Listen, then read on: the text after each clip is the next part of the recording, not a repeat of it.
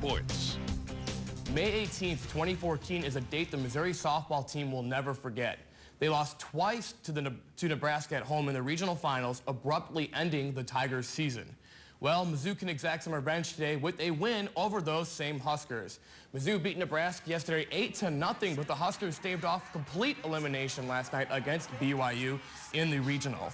The Tigers' offense has been on fire, scoring 17 runs on 16 hits the past 2 days. Paige Lowry has also tossed 2 straight shutouts while surrendering only 4 hits in those 2 games.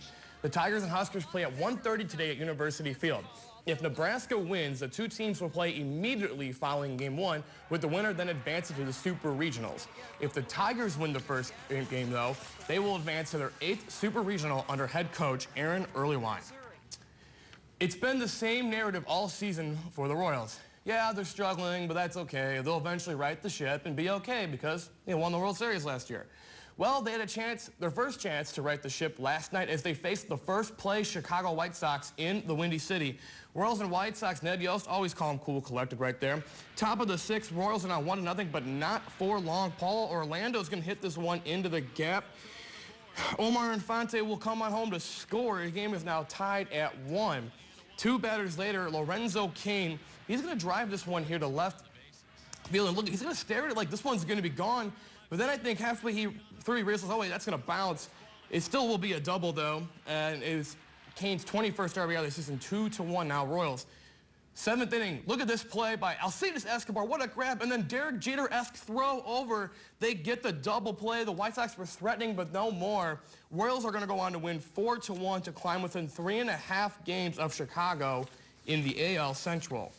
Elsewhere, the Cardinals were at home against Arizona. We're going to pick it up in the top of the 8th. The Diamondbacks were up 4-2.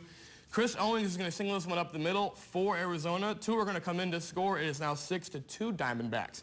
Next batter, Ricky Weeks. You might remember him, former Milwaukee Brewer. Singles into another run here. It's now 7-2 Diamondbacks. We're going to go to the 9th inning.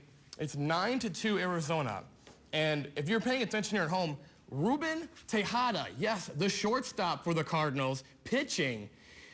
Doesn't go so well for him, unfortunately. Chris Herman's going to take him deep, and then Brandon Drury is going to take him deep and gone to right center. The Cardinals would make a furious rally in the 9th, but ultimately lose 11-7. It could be easy for the Blues to mail it in at this point. They've made it to the conference finals, they beat the Blackhawks, and they got the playoff monkey off their back. Now down 2-1 to the Sharks, and momentum completely on the side of San Jose. This series kind of feels over, right? Well, not so fast, because a Game 4 win for St. Louis tonight would breathe new life to this Western Conference Finals series. Game 4 tonight in San Jose. Jake Allen will be getting the start in net over Brian Elliott as the Blues look to avoid the 3-1 hole in the series.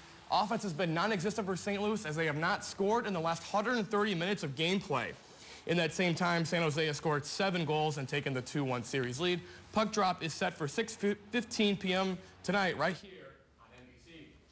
And also today is the MSHSAA State Track and Field Finals. The finals start today at 1:30 p.m. at Lincoln University in Jefferson City. Make sure to tune into KOMU 8 News at 9 and 10 for full highlights from track, as well as the full MU softball highlights. And that's sports. You've put on a sweet show for fans, and you'll see what we mean by sweet show, ahead of the Byron Nelson Championship in Texas. Take a look at this.